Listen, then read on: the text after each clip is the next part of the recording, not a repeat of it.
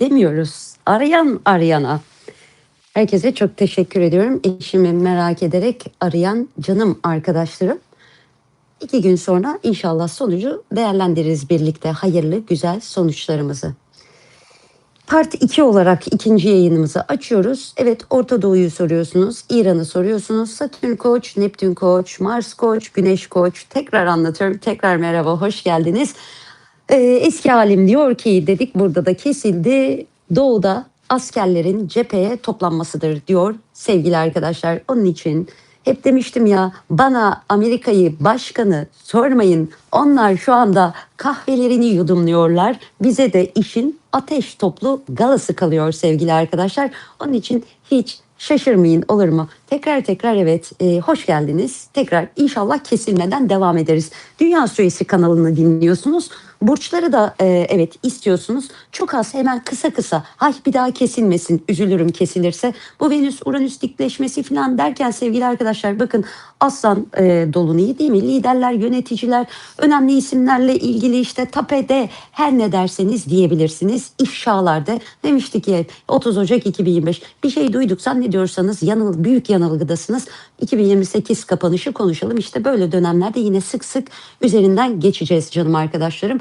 Biraz lider pozisyonu, bak bu bizim hayatımız içinde, bu kendimiz için de geçerlidir. Daha fazla ön planda olmak isteyeceğimiz, güç çekişmelerini ama beraberinde kazaya belaya, yani Mars'la birlikte de böyle bir uzaklaşan açıyla da olsa gündemden bahsediyoruz. Tetikleyecektir. Askeri alanda çekişmeler, Mars, Ikarus, uçak kazaları, seyahat kazaları, üzgünüm, trafik kazaları olabilir. Tekrar üzerinden geçelim. Mars sportif aktivitelerle keza yakından alakalı olduğu için dağ gidiyor, dağcı, sporcular, kayakçılar, işte bunlarla da ilgili gündemleri işaret edecek. ABD'den yeni ifşalar gelmiş, ABD'den gelebilir. Dünya genelini sarsacak gündemler. 2025 yılı ve uzun yıllar için dedik ya, çok beyefendi zannettiklerimizin rezil gündemlerini işaret ediyor. Deve cüce yer değiştiriyor. Develer dev aynasında görenler cüce oluyor. Cüceler dev alıyor sevgili arkadaşlar. Böyle bakalım olaya. Yer değiştirmeler, pozisyon, lider kişilerin pozisyonlarının değişimini konuşabiliriz. Dünya genelinde keza yine sevgili arkadaşlar, baskın gelmeleri birbirine, İran ona, Amerika ona, hani böyle birbirlerine parmak sallayanların restleşmesidir sevgili arkadaşlar. Suç eğilimleridir. Sert böyle dengesiz rezillikler, aynen öyle, güç uygulamalar, birbirlerine etkin ve baskın gelmek isteyecek kimlermiş? Liderlermiş. Türkiye'nin 2-8 aksına düşen bir dolunaydan bahsediyorsak sevgili arkadaşlarım, tabii ki finansal, ülkenin cebini ilgilendiren krizler, ülkenin cüzdanına geliyor bu dolunay sevgili. Halkın cüzdanı, halkın ikinci ev, cebi, menkul kıymetler sevgili arkadaşlar. Fakat işte hayciye, salgın hastalıklar, bunlar diyorum bugünün konuları değil. Ne dedik? Vahşi hayvanlar, aslan, ormanda yaşayan aslancıkların pençeleri dolaşabilir şehir içinde. Seller demiştik hatırlarsanız geçen günkü yayında da, bakın böyle yani fırtınalar, seller, soğuk hava koşulları, hava koşullarında ciddi değişimler, deniz kazaları keza yine, denizlerde peş peşe gelecek kırmızı alarmlar diye 2030'da dahildir öngörülerimizi yapmıştık. Yaşam kalitenize yönelin, kendi hayatınızı güzelleştirmeye yönelin sevgili arkadaşlar. Dışarıdan daha çok belki de kendi içimize, kendi özümüze. Vallahi ne diyeyim ki Eren Hanımcığım, öyle mi? Netflix'e kadar girmişler ya işte. Olabilir. Kadersel değişimlerin hayatımızda olabilmesi olasıdır canım arkadaşlarım. Kısacık şöyle burçları da yapalım. Hemen ayarlayayım haritamızı. Aslan dolunayı çekelim koç burçlarından. Hadi başka şeyler konuşalım. Dünyanın sahnesinde olması gereken her şey oluyor değil mi? Emeklilerimize dokunmazlar diyeli çok oldu sevgili Selman abi, çok da dokundular. Emeklilerimizin cebine evet dokunmazlar demiştik ama çok oldu, çok dokunalı. Yine mi yayın gitti? Yok, bende yayın var vallahi bu sefer. Evet sevgili koçlar, Beşinci evde gerçekleşecek bir dolunay. Sahne ışığı direkt senin üzerine yansıyor sevgili Koç burcu. İyi değerlendirmek lazım içine girdiğiniz dönemi. Aşk hayatın, kıskançlık gibi konular, çocuklarla bak beşinci ev, restleşmeler olabilir. Tutkularınız çok fazlasıyla ön plana gelebilir. Kendini daha rahat ifade edeceğin beşinci ev haritanın nasıl sahneye koyacaksın? Dön bak bakalım beşinci evinizde. 5-11 aksı sevdiklerinle, arkadaşlarınla değil mi? Tatil planı yapabilirsin. Daha paran varsa kayağa gidebilirsin. Kış turizmi, Mars'ta, Ikarus'ta spor yaralanmalarına bakın dikkat ediniz aynı zamanda. Arkadaş çevrenizle güç çekişmelerine de girilebilir sevgili Koç burçları. Beşinci evde MC Aslan'da, o da beşinci evde. Toplum önü duruş, işinle, kariyerinle ilgili güzeldir. Beşinci evde gerçekleşecek bir dolunay. Size bir kariyerinizle, toplum önü duruşunuzla da ilgili fırsatlar da getirebilir. Evet sevgili boğa burçları. Hadi bugün değişiklik yaptık. Evet sevgili boğalar, gündemin ailen, değil mi? Köklerin, çok daha fazlasıyla ön planda olabilir. Taşınma gibi durumlar gerçekleşebilir. Ailen, akraban daha çok gündemin olacaktır. Tabii ki böylesi dönemlerde taşınma, emlak, alım, satımı da getirebilir. Kendinizi daha çok evinizde aslan kral gibi ailenizin yanında da hissedebilirsiniz. Sağlık harcamaları olabilir. Sonuçta Hayciya, Vertex ikinci evde biraz cebi ilgilendiren durumlar. Üstlerinizde efendim böylesi bir dönem ana baba sağlığı gündeme de gelebilir. Sevgili boğa burçları, üstlerinizde çalıştığınız iş yerinde Mars 10. evinizden geçiyor. Birazcık fitne ateşinin yandığı yer. Toplumsal statün çok daha fazlasıyla ön planda olabilir. Sevgili ikizler burçları, zihniniz ateş alıyor, aslan gibi ön planda olacağınız yani önemli gündemler olabilir. Yaratıcı fikirler, projeler seni sahneye taşıyacak gündemleri işaret edecek böylesi bir dönem. İnterneti yani teknolojiyi çok daha ön planda kullandığınız bir zaman olabilir. Kendinize işte bir sayfa açmak istiyorsan sevgili ikizler burcu 3. evinde gerçekleşecek bu dolunayı değerlendirebilir. Kendine sahne önüne çıkarabilirsin. Fakat Plüto uzunca yıllar 9. evinizi sevgili ikizler. Evet birçoğu yükselen ikizler belki yurt dışına, farklı ülkelere, işte üniversite hayatında değişim yapabilir. Hayata bakış, ampuller, haritanın jeneratöründe Plüto girmiş uzunca yıllar burada transitini devam ettirecek. Değişim getirebilir. Seni yeniden düşüncen, fikrin, yaşam alanın değişerek değişime sokabilir. Toplum önündeki duruşunuza da yansır. Desteklisiniz kariyer yani Kuzey Ay düğümü sevgili ikizler, yükselen ikizler 10. evinizde. Fakat Mars da var burada. Yani trafik kurallarına lütfen uyunuz. Yakın çevre, uzak çevre, arkadaş, akrabalarla ilgili gündemler verebilir. Evli olanlar eşinin ailesidir. 9. ev aynı zamanda. İşte yükselen ikizlersindir. İkinci evliliğini yapacak bir ikizler ya da hani ilk evlilik bitmiştir. 9. ev alanınızdır aynı şekilde türetilmiş evle. Bununla ilgili gündemler verebilir. Lütfen kazaya belaya bulaşmayın. Cayır cayır yanıyor. 3-9 aksına gelmiş bir dolunaydan. Ampulleri patlatmayın. Yakarsınız hatta Mars varsa. Biraz daha relax olmak, uzaklardan üzücü, yorucu haberler de alabilirsiniz sevgili yükselen ikizler burçları. Bu dolunay bunları bize işaret edecek sizlerle ilgili. Evet sevgili yengeç burçları. Cüzdanınıza dokunacak bir dolunay yükselen ne Türkiye. Türkiye ile aynı. Türkiye ile ilgili yaptığımız öngörüleri sevgili yükselen yengeç burçları kendinize alıp copy paste yapabilirsiniz. Plüto 8'de hep ne diyoruz? Görmezden gelinenlerin acı bedelini ödetebilir efendim. Mümkün oldukça hayata bakış açınızı değiştirin. Hani duygusallıktan daha çok mantık tarafına da yönelmeye özen gösterin. İkinci evinizde gerçekleşecek kendi değerinin, kendi cüzdanının farkına varabilirsin.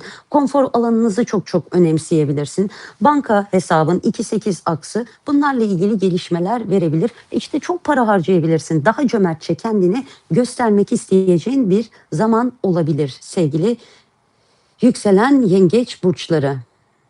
Cüzdanınız maaşa zam gelebilir değil mi? Terfi gelebilir. Jüpiter aslan geçici zaten. Satürn koç, Neptün koç 10. evinize 6. ev iş koşullarınıza büyük 120 ateş üçgeni yapacak. İş, kariyer konusunda da büyük değişimlere gideceğiniz dönemler olacak. Desteklenecek cüzdanlarınız efendim.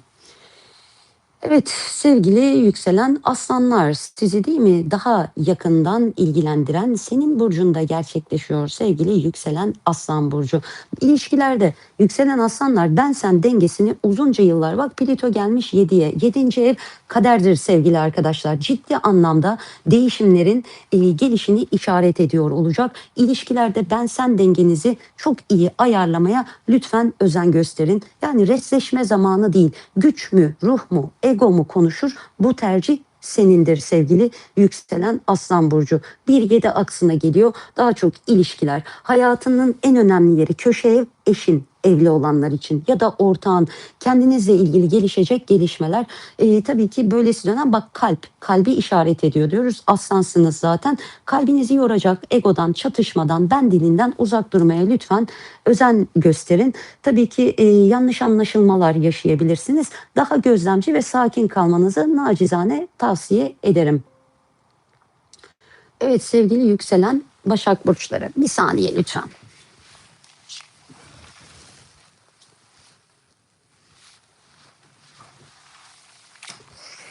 Evet, izninizle şöyle bir eşime kapıdan bakıp geldim. Bizi anlatmadan. Sevgili burçtaşlarım, burada mısınız? Yükselen Başaklar. Evet.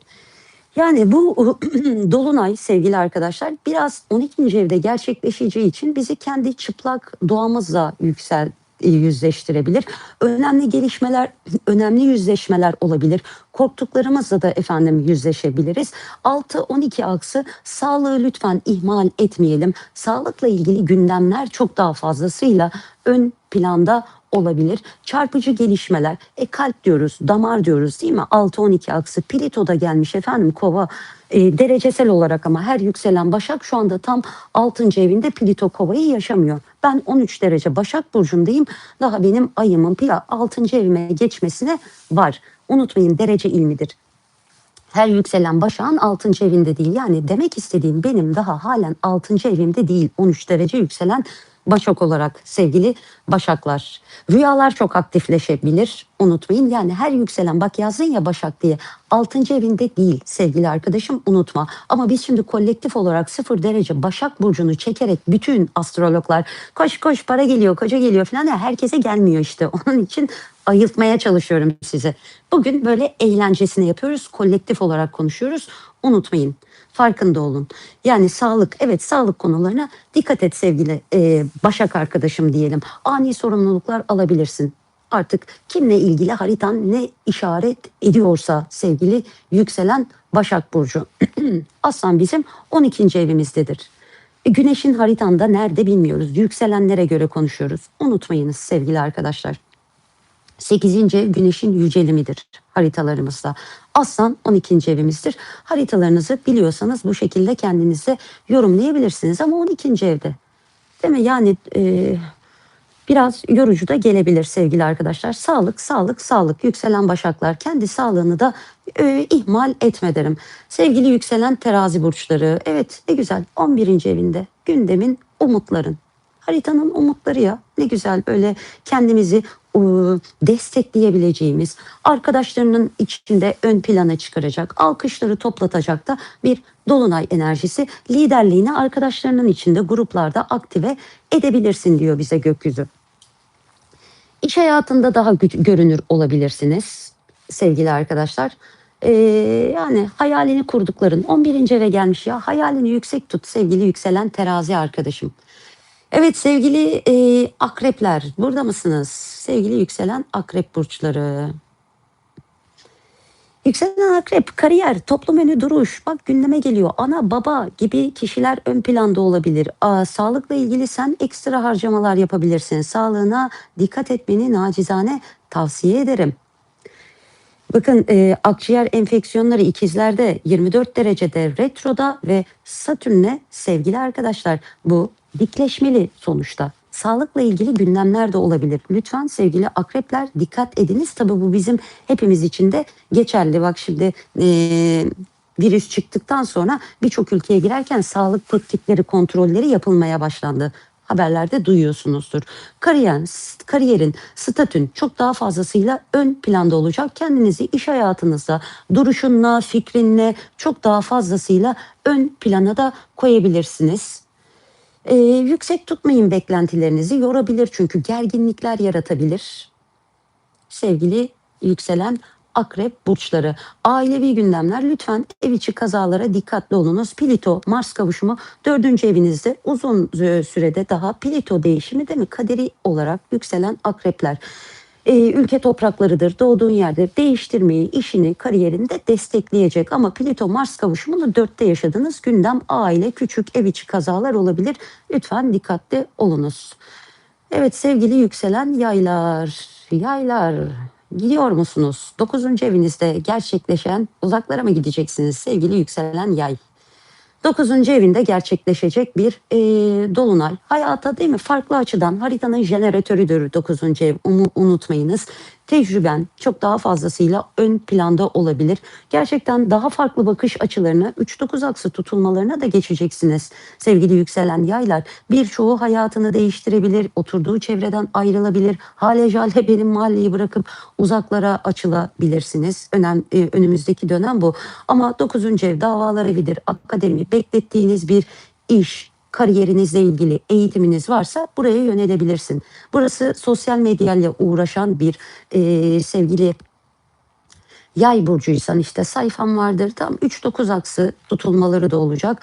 Bazı cezai işlemler olabilir. Lütfen sizler de trafik kurallarına uymaya ekstra özen gösteriniz. Sevgili yükselen ikizlere dedik ya, siz de yollar, otobanlar, yakın çevre ilişkilerin, takıntıdan lütfen uzak durunuz. 3. eviniz kovadır. Plüto gelmiş, Mars kavuşumuyla bir dolunaydan bahsediyoruz. Yani kova stelyumu sizin 3. evinizde yükselen yaylar. Takıntıdan da lütfen uzak durmaya özen gösteriniz. Beklediğiniz haberler inşallah sağlıkla ulaşsın sizlere. Evet sevgili yükselen oğlaklar. Oğlak 8. evinde gerçekleşecek. Nedir? Miras, nafaka, borçlar değil mi? Ortak gelirler, cebi ilgilendiren durumlar. Önemli bir dolunay enerjisi olacak sizlerle ilgili. Maddiyat, ortak gelirler, bankalar değil mi? Kredi, borç dediğimiz yer. Doğru kullanın lütfen bu dolunayı sevgili oğlaklar. 8. ev, unutmayın, görmezden geldiklerimizin acı bedelini de ödeten ev akslarından bir tanesidir. Aslan, bastırdığın egon böylesi bir dolunayda, güçlü de bir dolunay ortaya çıkabilir. Krizlerden mümkün olduğunca uzak durunuz. Sağlıkla ilgili operasyonlar gündemde olabilir gibi durmaktadır. Herkes aynı etkide değil. Geçmişten gelen borçlar çıkabilir. Kova stelyumu 2. eviniz. Jüpiter'in kovadır. Plüto Jüpiter, büyük zenginlikleriz. Bak böylesi dönemlerde büyük kayıplar olarak da çalışabilir sevgili arkadaşlar. Dikkatli olunuz. Spekülatif yatırımlar vardır. Haritanda şimdi malefik bir gezegen zaten Uranüs'te vuruyor sevgili arkadaşlar 5. evden. Finansal para piyasalarına da lütfen, Eylül'de yazmıştım bunu tutulmadan sonra, önümüzdeki artı 8 ay lütfen dikkat ediniz. Türbülansı başlatıyorlar demiştik. Arkadan hatırlarsanız Çin Donald Trump restleşmesi 20 saat sonrasında oldu bu öngörüden. Bir gecede kripto para piyasaları kırmızıya döndü. Dikkatli olun o yüzden sevgili yükselen oğlaklar. Kardeşine selam söyle. Hiç tanımadığı biriyle evlenmek istiyormuş. 2-8 aksı tutulmaları. Görmezden geldiklerinin acı bedelini ödeyebilir. Tabii haritası destekliyorsa da ödemez. Onu müthiş de değiştirir. Kardeşine selamımı söyleyebilirsin sevgili takipçim. Evet sevgili yükselen kova burçları. İlişkiler değil mi? Gündemde olacak 7. evde gerçekleşen bir dolunaydan bahsedeceğiz. Ortaklığın, ilişkin, karşına aldıklarına kriz yaşatabilir. Yeni teklifler tabii ki olabilir. Partnerinle git, dolu dolu, tutkulu, güzel zamanlar geçirin sevgili arkadaşlar. Önemli, yani davalar da evidir, açık düşmanlıklar evidir aynı zamanda. Tamam, dikkatli de olmak olabilir. Çünkü ilişkilerde çata çat cevaplar olabilir. Tamam, hazır cevap insanlarla karşılaşabilirsiniz. Hayat sizi karşınıza aldıklarınıza sınayabilir. Ama yükselen kova zaten Plüto gelmiş, güçleniyorsun. Çok böyle güzel manyetik, auran, beden enerjin değişiyor. Mars var ama karşı tarafa tokmağı sen kaldırma, ağır gelme. Lütfen dikkat. Birinci ev aynı zamanda sağlıktır. Sağlığına dikkat. Bak Mars Ikarus'ta yüksekten düşmektir. Ki bu Mars sizin 3. evinizin yöneticisi. 3'ten 1'e geliyor. Koçtur. Birinci ev Ikarus 3'ü de bana işaret ettiği için trafik kurallarına uyun, olur mu sevgili arkadaşlar? Mars Ikarus uçmak, tehlikeyi göze almak, riskli araba kullanmak Faneton'una geçti. Trafik kurallarına lütfen uyun yükselen kova burçları. Benim gibi size burç anlatan var mı ya? Herkes çok cici bici şeyler anlatıyorlar. Ben mi astroloji bilmiyorum diyorum acaba. Nasıl PR çalışmaları yapıyorlar? Uçarsın sevgili yükselen kova. Dikkat et, olur mu? Evet sevgili yükselen balık burçları, ne demiştik? Bundan sonra sizin istedikleriniz hayatınızda olacak, istemedikleriniz yer almayacak, değişiyorsun.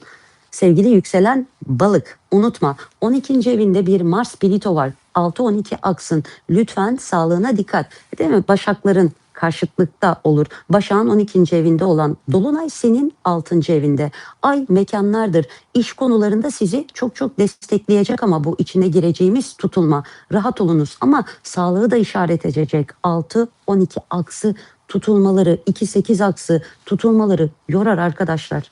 Yani evet finans belki 12. evden cebini ilgilendiren güzel gelişmeleri yaşatırken ama diğer konularda yorulabilirsiniz. Sağlık, çalışma arkadaşlarınıza lütfen dikkat. Sağlığına dikkat, çalışma arkadaşlarına bazı imtihanlı durumlarda geçirebilirsinin işareti. Sağlık var, iş hayatın var, kişisel bakımın var sevgili arkadaşım. Beslenmene dikkat et aslan. 6. eviniz aslan. Aslanın bazı dereceleri vardır.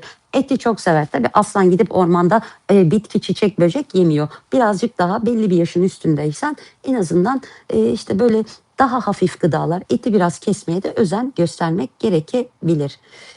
Kendinizi büyütmek için güzel bir zaman olacak. 6-12 aksı tutulmaları. Bu 2. evden geliyor Mars. Tamam. Para harcamalarına dikkat et. Sonra gece kaygı yapmasın, uykusuzluk yapmasın. Yükselen balıklar. 1. Ayetel Kürsü'nü oku arkadaşım. Mars, Plüto 12. ev. 12. evde 6-12 aksındaki bir dolunaydan bahsediyoruz. Burada 28 derecede kovada bir tutulma olacak. Uranüs zaten ailevi konularda vuracak. İkizler. Tam böyle Pleiades hattından birçoğu yer değiştirebilir. Ampulleriniz yanabilir sevgili arkadaşlar. Kim dost, kim düşmanı uzun süre fark edeceksiniz. Plüto jenerasyon gezegeni gelmiş 12. evinizi ziyarete. Sen artık eski sen olmayabilirsin. Özellikle bir yükselen balık olarak 38-43 yaş aralığındaysanız 37 kiminin haritasına göre diyebilirim. 37-43 yaş. Plüto karen, Neptün karen, Uranüs karşıtlığını aldığımız dönemdir. Hani psikiyatrlar, psikologlar der ya işte bizde 40 yaş önemlidir deriz hayatımızda. 40 yaş eski sen olamazsın, acıyla olmayalım sevgili arkadaşlar. Ayılmamız, aydınlanmamız önemlidir. Özellikle yükselen balık olup da 37-43 yaş aralığındaysanız büyük değişimlere doğru gittiğinizin bir kere farkında olun. Eski siz olamayacağınız gündemleri işaret edecektir. Gündeme ana baba ile ilgili kaderi konular gelebilir. Aile büyüklerinizin sağlığı da çok önemli olabilir efendim. Evet bugünlük benden bu kadar. Ay kolum kaydı. Bir saniye.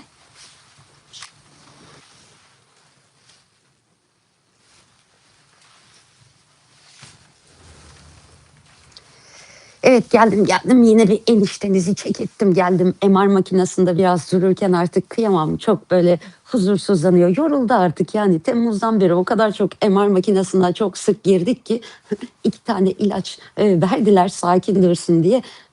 Farkında bile değildi çıktığında MR'dan çıktığının. Şöyle bir bakıp geliyorum o yüzden. Kusura bakmayın onun için ekrandan birazcık gidiyorum. Veda etmeden de yine bir kontrol etmek istedim. Evet sevgili arkadaşlarım benim bugünlük söylemek istediklerim bu kadar. Sizler de iyi ki varsınız. Lütfen her şey gelir geçer olur mu? Dolunaylar yeni aylar zaten her zaman oluyor. Aslanı da hepimiz iyi biliyoruz. Haritalarımızda işte söylüyoruz bak yükselen balık senin 6. evin aslan diyoruz. İşte dönüyoruz Başak'a 12. evin diyoruz. Hepimizde ego kibir olmadığını zannediyoruz ama hepimizde var sevgili arkadaşlar.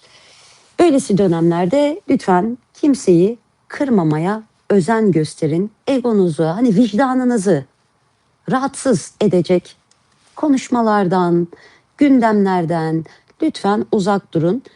Enişteniz uyuyormuş, gitmeden yine bir dünya astrolojisi yaparak gidelim sevgili arkadaşlar. Hemen haritamızı değiştirelim tabii ki. Sizler de sağ olun, sizler de iyi ki varsınız diyoruz. Neden değişmiyor? Aslan, yani yeni aylar, dolunaylar yoruyor beni. Yükselen Başaklar 12. evinizi iyi köstemleyin, alır mı? Oldu mu? Niye değişmiyor acaba? Teşekkür ediyorum. Oğlak, oğlaktan çıkar sevgili arkadaşlar. İyi hemşire de çıkar. Kimseye dokundurtmam. Eşimi de, çocuklarımı da. Yükselen Başak, Güneş Oğlak. İyi sorumluluk sahibiyimdir. Teslim etmem. Elim, gözüm üzerinde olacak. Amin, amin inşallah. Rabbim hepimizin ailesine demek güzellikler versin.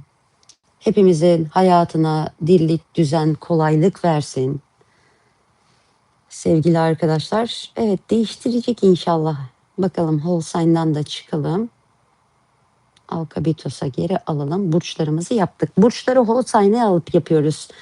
Sevgili arkadaşlar 0 dereceye oradan gideriz, Koç'tan çekeriz. Onun için diyorum, herkes aynı etkiyi almayacak. Yükselen de bir akrep olacak ve bu bizim ülkemiz için gerçekten önemli. Liderdi, kimlik sahibiydi, soylu kişiydi dedik hatırlarsanız.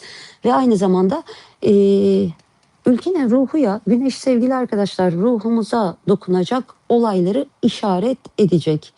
Komşularımız hani İran'da olur mu diyorsunuz ya, valla sağımız solumuz zaten ateş topuna dönebilir. Plüto 3'te sevgili arkadaşlar. Plüto Mars kavuşumunu 3. yani 3. evinde tam haritanın 4-10 aksında gerçekleşecek. Liderler, muhalefet, bugün yine ben duydum. Hatta hatırlarsanız Ocak'ta muhalefet ve iktidar demiştik. Özlem Çerşioğlu da Sayın Özgür Özel'e dava açtı diye biliyorum sevgili arkadaşlar. 1-2 gün önce okudum. Çok daha fazlasıyla kızışmasıdır. 4-10 aksına denk gelen bir dolunaydan bahsediyoruz. An kalitesinde 4 derece Akrep Burcu yükselecek. Gizli düşmanlıklar çok fazlasıyla ülkemizde ön planda olabilir. Canım arkadaşlarım, sismik hareketleri, evet üzgünüm, konuşabiliriz. Evet Hatice Hanım, iyi ki yazdın. Evet değil mi? Bugün Fatih Ürek de vefat etmiş. Bakın sanatçılar, Aslan 5. burç, ülkedeki kimlik sahibi kişiler 2 Şubat'ta gerçekleşecek artı eksi 3 gün dolunay enerjisini dolu dolu yaşıyoruz sevgili arkadaşlar. Bakın benim eşim için de benim 12. evim Aslan değil mi? Hayatımdaki Güneş 8. evi yükselen Başakların yüceli midir? Güneş Koç burcunda yücelir. Haritaları böyle okuruz ve çok 11. evden geldi ve gelirken bana bugün hiç beklemiyordum. Hiç umudum da yoktu bize böyle bir öncelik verebileceklerini. Çok şükür hemen dün mesaj geldi ve dediler acil MRI randevunuz onaylanmıştır. Bugün MR'ımıza girdik. Sağlıklar, kimlik sahibi kişiler, sevgili arkadaşlar, işaret edecek. Nurlar içinde yatsınlar. Yolları açık olsun. Kalp krizi geçirmişti herhalde değil mi sevgili Fatih Yürek'te? Sağlıklara çok çok dikkat edecek. Yani demiştim hatta eğitimlere ara verebilir mi? Bakın böyle farklı ülkelerde de çocukların eğitimlerine ara verilmesi, bunu Ekim, Kasım'da çok öngördük. Bu dolunayda da görürüm sevgili arkadaşlar, ben öngörürüm. Çocuklarla ilgili gündemleri bize işaret edecek yine. Milli Eğitim Bakanı'nı konuşabiliriz. Ülkenin müfredatlarını konuşabiliriz. Haldun Dorman de evet değil mi vefat etti. Hatta biz ona 20 Ocak'tan Mart'a kadar orada Sezen Aksu'yu da almıştık. 5 Ocak'ta yaptık ya da 2 Ocak'ta o yayını. Arkasından Sayın Sezen Aksu, minik serçemiz karantinaya alındı haberi gelmişti. Astroloji haritaları işaret eder böyle gündemleri sevgili arkadaşlar. Yani ediyor. Biz bir şey diyemiyoruz. Yapıları ilgilendiren durumlar. Bakın sevgili arkadaşlar, şimdi işte House Astroloji bunu yapmıştık, hatta Retro House Koç noktasında Satürn'le ve Neptün'le beraber evlerle, yapılarla, imarlarla ilgili gündemlerle beraber Satürn Atlantis, işte evleri su basmasıyla beraber, Allah korusun da hani böyle durduk yere yıkılıyor ya, yani deprem olmadan da yıkılan, bunları da bize işaret edebilir. Çocuklara lütfen yine hatırlatayım, sahip çıkınız sevgili arkadaşlar. Hatta bir ölüm çok ses getirecek diye bir yorum yaptık. Biraz bunları işaret ediyor. Atlantis varsa etik olmayan ihanetler de vardır sevgili arkadaşlar. Teknolojinin kötüye kullanılmasını da ön görebiliriz Atlantis'in olduğu yerde. Yani görevi başında rahatsızlanan lider görebiliriz sevgili arkadaşlar. Lütfen dua edin. Askeri uçaklar, uçuşlar, helikopterler, bak böyle kazaları işaret ediyor. Askerimize, polisimize bol bol dua edelim. Yani dün bir takipçi yazmış. Dedim hangi ülkede yaşıyorsunuz? Hiç mi haber dinlemiyorsunuz? Bu Mars geçtikten sonra Kova burcuna Emniyet Müdürlüğümüze saldırı oldu. Dün Van'da polisimize Molotov kokteyle saldırı düzenlendi. Yani bunlar Mars enerjisi. Askerimize, polisimize dikkat edelim sevgili arkadaşlar. Ordumuz, hani donanmamız, askeri birliklerimizi işaret eder. Amin, amin. Allah askerimize, polisimize, bize hizmet eden devlet erkanımız da yardımcı olsun. Kolombiya'da dün devlet erkanının içinde olduğu uçakta düştü sevgili arkadaşlar. 2025 girdiğinden beri bir örnek vererek Adnan Menderes'in uçak kazasını anlatıyorum sizlere. Sağlıklara lütfen dikkat edin. Kendinize çok çok iyi bakın. Bakın HEP'i var. Hizmet aldığımız kurumlar her türlü. Hastanede Haciye'ye dokunuyor, okuyabilirim. Hastanede bir hizmet aldığım kurum, otelde, AVM'de, değil mi? Yani her şeyi alabilirsin. Hizmet aldığımız kurumlarda Satürn Plüto orta noktası varsa yani sıkıntılı, üzgünüm durumları işaret edecek. Caddelere, sokaklara da üzgünüm atıfta bulunacak. Hatırlar mısınız mevsim giriş anında Kasım'da yaptık, 16 Kasım'da. Dün de Tüpraş'ta patlama oldu. Şelale Hanım öngörümüze sahip çıkmış. Bunu söylemiştiniz diye. Kimyasal platformlarda patlamadır sevgili arkadaşlar. Allah korusun dedik ama dün karşısında endüstriye var. Fabrikaları, böyle kimyasal platformları, sanayi bölgesi patlamalarını konuşabiliriz sevgili arkadaşlar. Evet, bu 2026 yılını hiç unutmayacağız dedik. 23 Haziran 2024'te. Evet, işte dün Tüpraş patlamış Aysel Hanımcığım. Ondan dedim, hemen yazdı birkaç takipçimiz, Şelale Hanım yakın takip edenler. Biz söyledik diye tabii ki olmuyor. Biz sembol okuyoruz. Semboller de bize bunu işaret ediyor. Kendinize çok iyi bakın. Lütfen Trişifon bedendir aynı zamanda. Bedenlerinize, ruh sağlığınıza, Valentin Mars, kalp sağlığınıza lütfen özen gösterin. Hırstan uzak durun. Tuzaklı enerjilerden bahsediyoruz. Kirke, Mars, Uranüs orta noktasıyla arama kurtarma çalışmaları sevgili arkadaşlar. Koç noktasında lider çağrısı sevgili arkadaşlar yine. Arama kurtarma çalışmaları dünya genelinde de üzgünüm işaret ediyor olacak. Kendinize iyi bakın. Hayırlı geceler. Beğeni ve yorumlarınızı bekliyorum. Beğenileri çıkarken 208 kişiyiz. Beğenilere basın. 2 parti halinde oldu sevgili arkadaşlar. Sizlerin de kulaklarına sağlık Sultan Hanım. Sizlerin de emeklerine sağlık. Bak gece saat 01.46 birlikteyiz. Sevgili Mina Hanım, ben de esma yok, ritüel yok, taş yok, mantra yok. Herkesin haritasına özel. Danışmanlıklarda söylüyorum. Şu esmayı kullanabilirsin ama senin haritana özel çalışıyorum. Şu taşı kullanabilirsin diyorum. Çakra dökümünüzü yapıyorum. Danışmanlık ücretimizin içinde numeroloji danışmanlığı hediye. Para, ekstra para talep etmiyoruz sevgili arkadaşlar.